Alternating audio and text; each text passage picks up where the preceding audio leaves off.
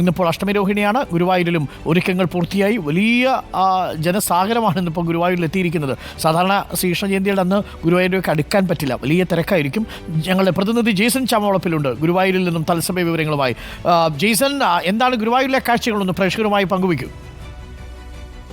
ശ്രീകൃഷ്ണ ജയന്തി ആഘോഷങ്ങളുടെ ഭാഗമായി ഗുരുവായൂർ ക്ഷേത്രത്തിൽ വലിയ ഭക്തജന തിരക്കാണ്. കഴിഞ്ഞ ദിവസം രാത്രി തന്നെ ഇന്ന് പുലർച്ചെ മുതൽ ദർശനത്തിനായി ഭക്തർ ഇവിടെ ഗുരുവായൂർ ക്ഷേത്രത്തിലെത്തിയിരുന്നു. ഇപ്പോഴും ഭക്തരുടെ നീണ്ട വരി തന്നെയാണ്.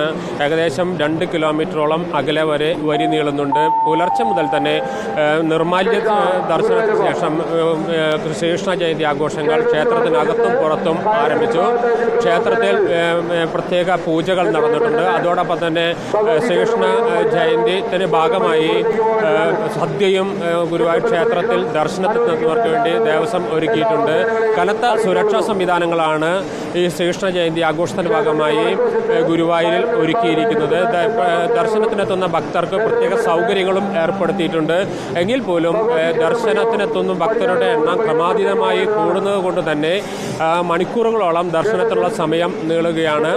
രാത്രി ഏറെ വൈകും വരെ ക്ഷേത്രനട അടയ്ക്കുന്നത് വരെ ഇതുമായി ബന്ധപ്പെട്ട ആഘോഷങ്ങളും മറ്റു ചടങ്ങുകളും ഗുരുവായൂർ ക്ഷേത്രത്തിൽ നടക്കും. ഞാൻ നേരത്തെ സൂചിപ്പിച്ച പോലെ തന്നെ കഴിഞ്ഞ ദിവസം പുലർച്ചെ രാത്രിയോടുകൂടി ഇന്ന് ദർശനത്തിനും മറ്റും എത്തിയ ഭക്തർ ഇന്ന് അർദ്ധരാത്രിയോടുകൂടി മാത്രമേ ഇവിടെ നിന്ന് മടങ്ങൂ. നിരവധി വിഭവങ്ങളോടുകൂടിയ സദ്യയാണ് ജന്മാഷ്ടമിയുടെ ഭാഗമായി ഗുരുവായൂർ ക്ഷേത്രത്തിൽ ഒരുക്കിയിരിക്കുന്നത്. റിപ്പോർട്ടർ നാടെങ്ങും ശ്രീകൃഷ്ണ ജയന്തി ആഘോഷമാണ്. അഷ്ടമിരോഹിണിയാണ്. ഇന്ന് വൈകുന്നേരം ശോഭായാത്രയുണ്ട്. തത്സമയ ദൃശ്യങ്ങൾ പ്രേക്ഷകരിലേക്ക് നമ്മൾ എത്തിക്കാം.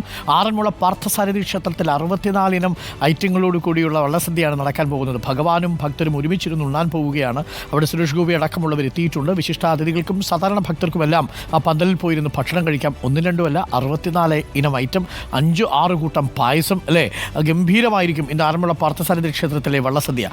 ഒപ്പം ഗുരുവായൂരിലും വലിയ തിരക്കാണ്. ശ്രീകൃഷ്ണ ക്ഷേത്രങ്ങളിലെല്ലാം പൊതുവേ നല്ല തിരക്ക് അനുഭവപ്പെടുന്നു. വൈകുന്നേരം ശോഭായാത്രയുണ്ട്. നമുക്ക് ദൃശ്യങ്ങൾ പ്രേക്ഷകരിലേക്ക് നമ്മൾ എത്തിക്കുകയും ചെയ്യാം.